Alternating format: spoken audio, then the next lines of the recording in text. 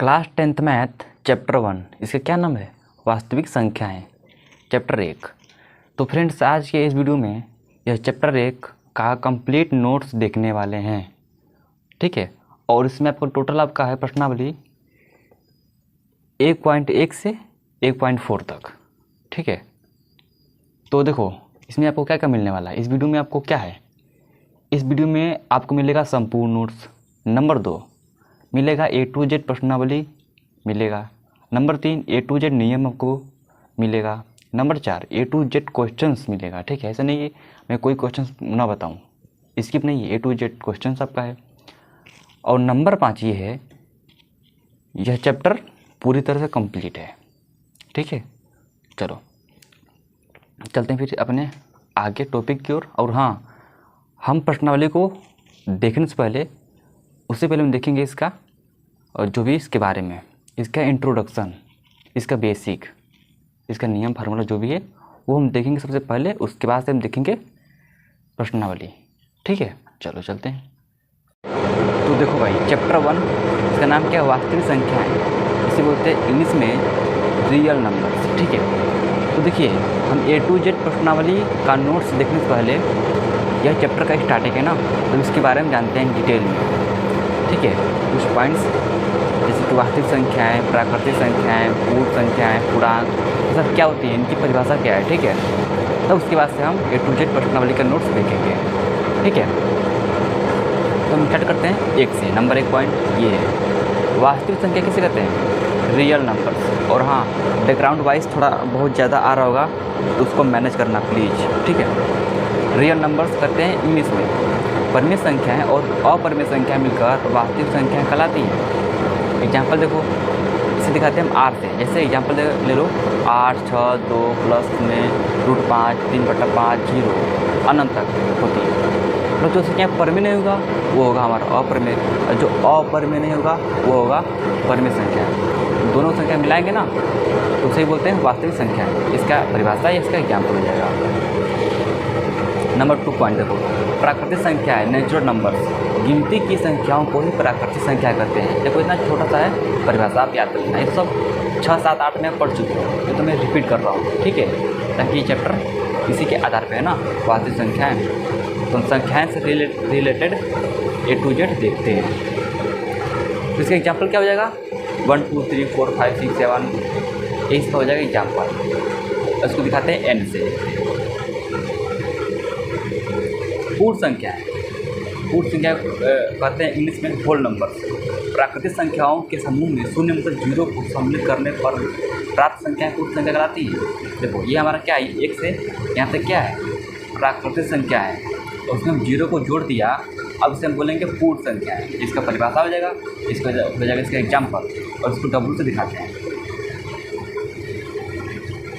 Number 4 क्या? पूर्णांक। इसे बोलते हैं इंटेजर्स। पूर्ण संख्याओं के समूह में केवल ऋणात्मक संख्याओं को सम्मिलित करने पर प्राप्त संख्याएं पूर्णांक कहलाती हैं। इसे दिखाते हैं Z से। और देखो, पूर्णांक में क्या होता है? पूर्णांक में हमारा होता है ऋणात्मक संख्या और एक धनात्मक संख्या और एक पूर्णांक।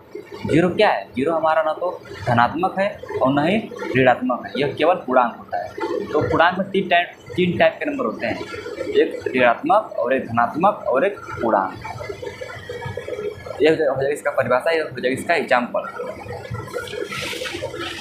देखो, इसके बाद देखते हैं हम नंबर 5 पे, परिमित संख्या किसे कहते हैं? Rational number. जिन संख्याओं को P बटा Q के रूप में लिखा जा सके, जहाँ Q पूर्णांक हो तथा Q नॉट इक्वल 0 हो होना चाहिए। एग्जाम्पल जैसे यहाँ देखो, Q, परिमित संख्याओं को Q से दिखाते हैं, ठीक है। ऐसा नहीं कि यहाँ पर R से दिखाएं, R से नहीं दिखाते हैं, यहाँ दिखाएंगे Q से। जैसे 1, 2, 4/3, 0/1, ये सब क्या है? ये आपका परिमित संख्या है। लेकिन 1 चाहे 0 आ गया ना, ये आपका परिमित संख्या नहीं है। क्यों? क्योंकि नीचे आ गया 0, नीचे 0 नहीं आना चाहिए, मतलब हर में 0 नहीं होना चाहिए। यहाँ 0 आ गया तो हमारा परिमित संख्या नहीं है। ये है, ये है, ये है, ठीक है। बस हमारे 5 ही पॉइंट्स हैं जो हमने देखा, ठीक है। तो अब हम इसके बाद क्या स्टार्ट करते हैं, एक्सरसाइज 1.1, इसका A to Z प्रश्नों का नोट्स देखते हैं। लेकिन इससे पहले थोड़ा सा और देख लेते हैं। ये तो हमारा कुछ बेसिक था 5 नंबर तक। अब ये हमारा कुछ रूल्स है, ये हमारा इस एक्सरसाइज 1.1 में यूज होगा। चाहे आप एक्सरसाइज बोलो, चाहे आप प्रश्नावली बोलो, चाहे आप अभ्यास बोलो, तीनों बात एक ही है, ठीक है। यूक्लिड विभाजन प्रमेय, ठीक है। देखो इसका होता है एक रूप होता है a बराबर बी क्यू प्लस आर। ये क्या है? भाज्य। यहाँ पे देखो, यहाँ अगर 5 में 2 से उन्हें भाग दिया है तो क्या आया? यहाँ पे देखो 2 दूनी 4, जो 2 क्यू है, 5 ए है, 2 बी है और 1 हमारा आर है। इसे बोलते हैं हिंदी में शेषफल, से क्यू को मतलब भागफल, और ए मतलब भाज्य, और बी मतलब भाजक। इसका मतलब यही है, ठीक है। और जहाँ 0 से बड़ा क्या है? आर है, और बी से छोटा आर है, ठीक है।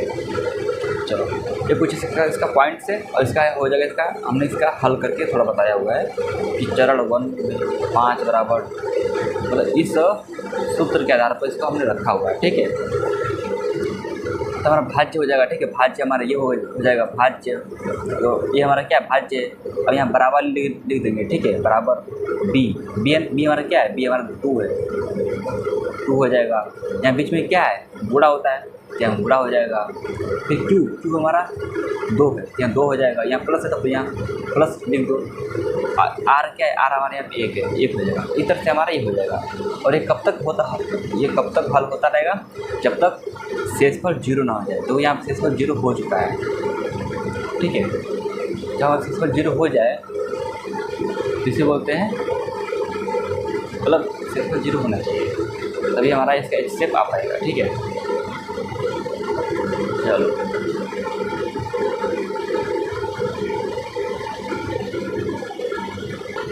यहाँ पे देखो सेकेंड स्टेप में जब यहाँ शेषफल 1 आया है तो हमने चरण 2 में क्या किया है?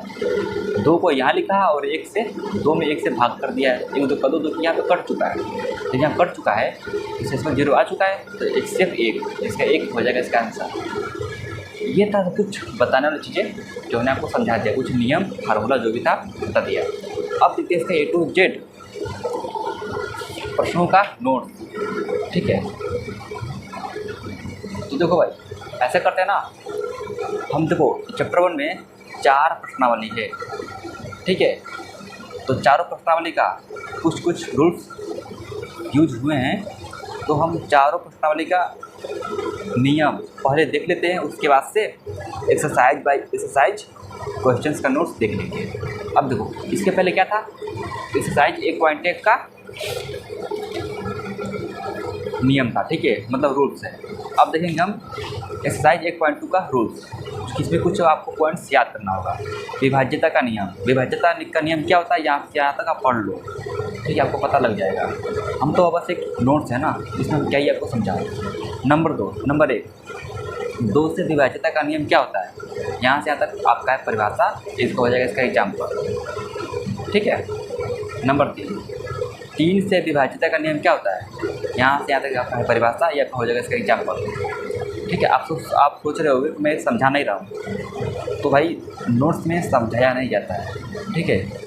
इसका जो भी आप सोच रहे हो कि मैं इसको समझाऊँ, ये कैसे ये हुआ है, इसी चैनल पे वीडियो आपको मिल जाएगा जो मैं समझा रहा हूँ और दूसरी तरफ लिख रहा हूँ, ठीक है।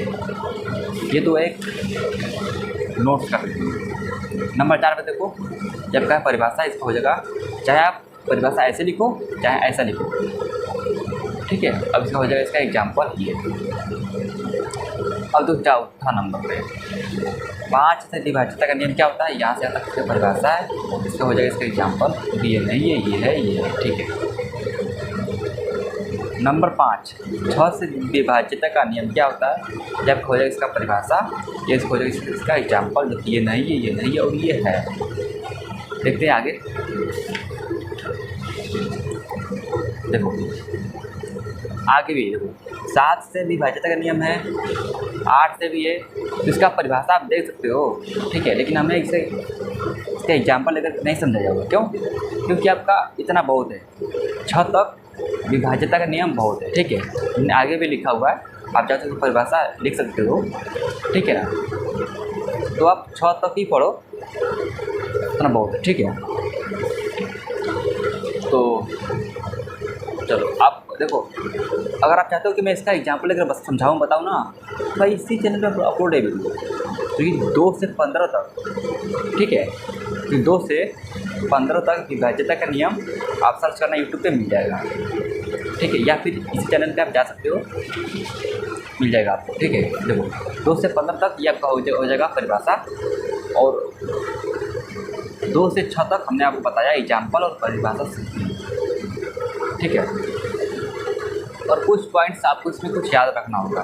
2 संख्याओं का गुणनफल ये होता है HCF गुणा LCM होता है, या इसको ऐसे लिखो चाहे आप इसको ऐसे लिखो, प्रथम संख्या गुणा द्वितीय संख्या बराबर HCF गुणा LCM। 2 या 2 से अधिक संख्याओं का सबसे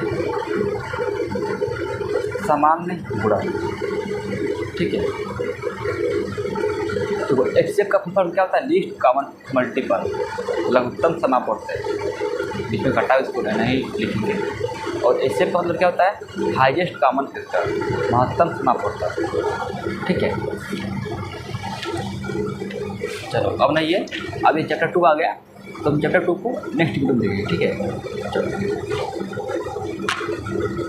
ठीक है भाई, तो ये था हमारा कुछ नियम, आपको नियम बस याद रखना है।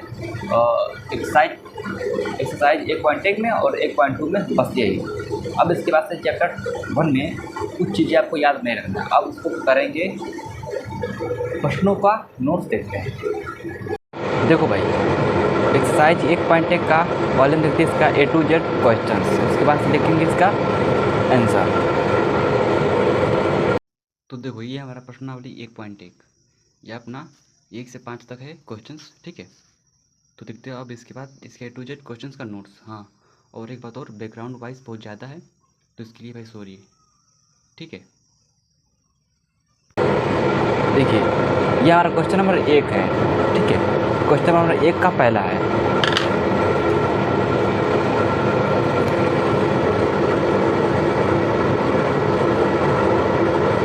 क्वेश्चन नंबर 1 का पहला है, ठीक है। और हम यहाँ पे क्वेश्चंस नहीं लिखे गए हैं, केवल क्वेश्चंस के आंसर लिखे गए हैं, ठीक है। और आपको भी ऐसे ही करना है, अगर आपके पास बुक है तो आप क्वेश्चंस मत लिखिएगा, ठीक है। केवल क्वेश्चन नंबर डालो और उसका सही से क्वेश्चन नंबर डाल करके उसका हल कर दो, बस इतना ही करना होता है, ठीक है भाई। चलो तो देखिए क्वेश्चन नंबर 1 का पहला हमारा ये है, जो क्वेश्चन में बोला गया HCF ज्ञात कीजिए, इसका हमने HCF ज्ञात कर दिया है, तो यहाँ से हल किए यहाँ तक, तो ये हमने भाग द्वारा HCF ज्ञात किया है। तो ऐसा ना हम आपको इस तरह से नहीं दिखाएंगे, हम दिखाएंगे आपको, देखो अगर मैं ऐसे आपको दिखा रहा हूँ ना, तो हमको ऐसे करना पड़ेगा, ठीक है। ऐसा भी इसका, फिर इसका, ऐसे हम दिखा रहे हैं आपको इस तरह से। तो देखो भाई, हम दिखाएंगे आपको इस तरह से, ताकि आप एक ही बार में पूरा एक पेज आ जाए, तो जो भी इसका क्वेश्चन से आप एक ही बार में देख लो इसका आंसर, ठीक है। तो आप बताना पहले वाला बेस्ट है या कि ये वाला अच्छा है, दोनों में कोई अगर आपको पसंद आए तो आप कमेंट करना, तो हम उसी की तरह से जो आपको पसंद आएगा वही वीडियो बनाएंगे, ठीक है। चलो वैसे तो मेरे लिए यही अच्छा है, ताकि आप एक ही बार में देख सकते हो, वीडियो रोको आराम से इसका हल लिख लो। और एक बात और करना है, एक काम और करना है कि आप अपने वीडियो की क्वालिटी फुल क्वालिटी कीजिएगा, मतलब 1080 पे, तभी आपको छोटे छोटे अक्षर दिखाई देंगे क्लियर, ठीक है। चलो क्वेश्चन का पहला आंसर आपका ये हो जाएगा, और सेकेंड ये हो जाएगा इसका आंसर। जब रफ कार्य नहीं है दोस्तों, ये अब इसी में है, ठीक है। हल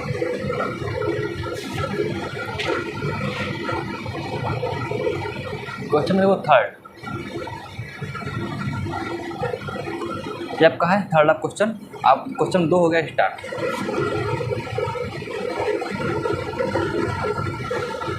ठीक है, देखो 2 का क्वेश्चन है ये, इसका हल हमारे यहाँ तक नहीं है, इसके आगे भी इसका हल है।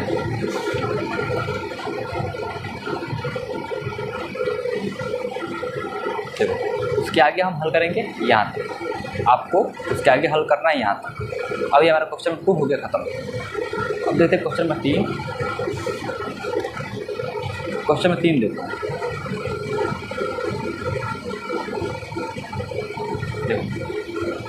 क्वेश्चन 3 का आंसर आपका हो जाएगा, क्वेश्चन नंबर 3 का आंसर आपका हो जाएगा यहाँ से यहाँ तक, ठीक है। और यहाँ पे देखो, अगर बोले क्वेश्चन में अधिकतम संख्या जैसे हमारा क्वेश्चन में 3 में बोला गया है अधिकतम संख्या का यूज हुआ है, ठीक है, तो वहाँ पर आपको करना है HCF ज्ञात करना है। अगर बोलते न्यूनतम संख्या तो आपको वहाँ पे LCM ज्ञात करना होगा, ठीक है। तो अब हमारा आवाज़ आपको क्लियर आ रहा होगा, ठीक है, क्योंकि मोटर बंद हो चुका है। अब देखते क्वेश्चन में 4 का आंसर देखो, यहाँ से यहाँ तक। अब इसका आंसर आगे भी इसका है, तो इसका आंसर आपका ये आपका हो जाएगा आगे, थोड़ा सा और आगे इसमें है, ठीक है।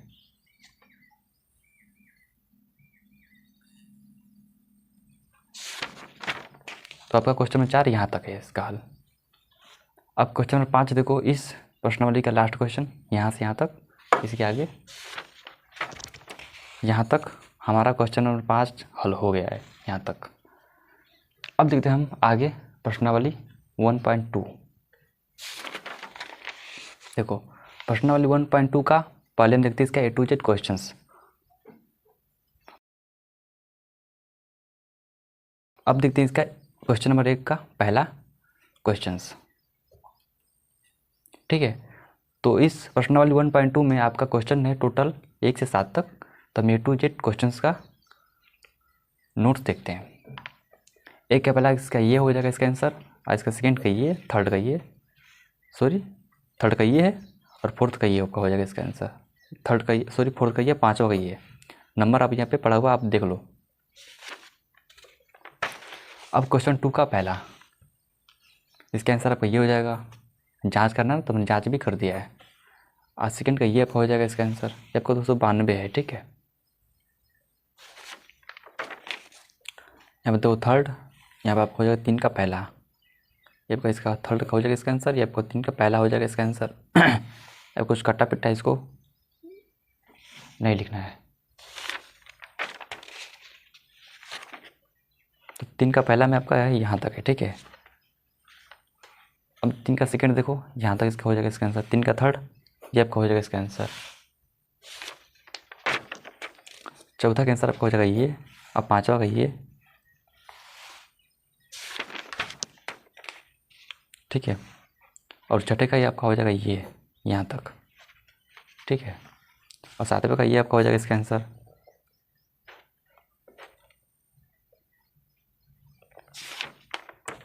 बस अब हमारा ये प्रश्नावली 1.2 का A to Z प्रश्नों का नोट्स हमने देख लिया।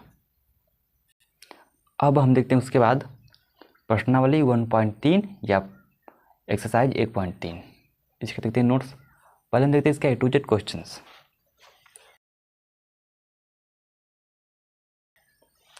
क्वेश्चन नंबर 1 देखो आप, इसके बाद यार क्वेश्चन से इसका हो जाएगा इसका आंसर यहाँ से यहाँ तक, ठीक है। आगे देखते हैं। तो क्वेश्चन नंबर पहला का इसका आंसर आपका हो जाएगा यहाँ तक। आप देखते क्वेश्चन नंबर 2, इसका आंसर आपका हो जाएगा यहाँ तक। क्वेश्चन नंबर 3 का पहला आपका हो जाएगा यहाँ तक, ये कटा हुआ, इसको नहीं लिख करना है, यहाँ तक। इसका सेकेंड यहाँ तक, तो इसका सेकेंड का आंसर आगे भी है, यहाँ तक आपका हो जाएगा इसका आंसर। और थर्ड का यहाँ तक हो जाएगा इसका आंसर। इस तरह से हमारा प्रश्नावली 1.3 का A to Z क्वेश्चन का आंसर हमने देख लिया। अब देखते हैं एक्सरसाइज 1.4। पहले हम देखते हैं इसका A to Z क्वेश्चंस। अब देखो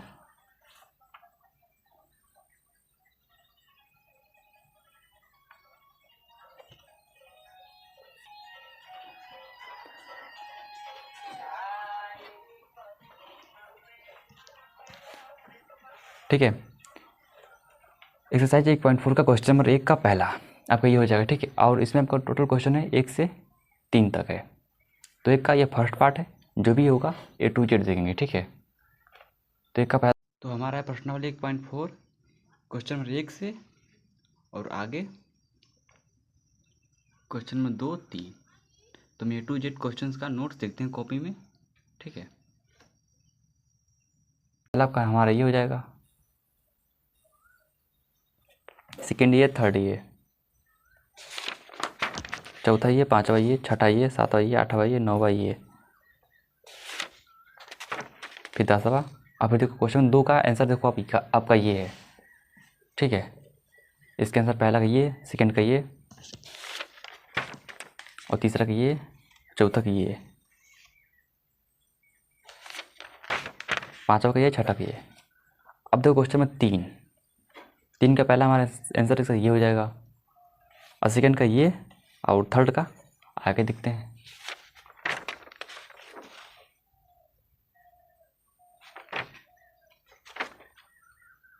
देखो भाई, इसका आंसर आपका हो जाएगा यहाँ पे, यहाँ पे इसका आंसर हो जाएगा ये, यहाँ से यहाँ तक। ठीक है, बस इस तरह से हमने चैप्टर नंबर 1 का A to Z प्रश्नावली का नोट्स देख लिया कंप्लीट। अब देखते हैं चैप्टर नंबर 2 का नोट्स नेक्स्ट वीडियो में।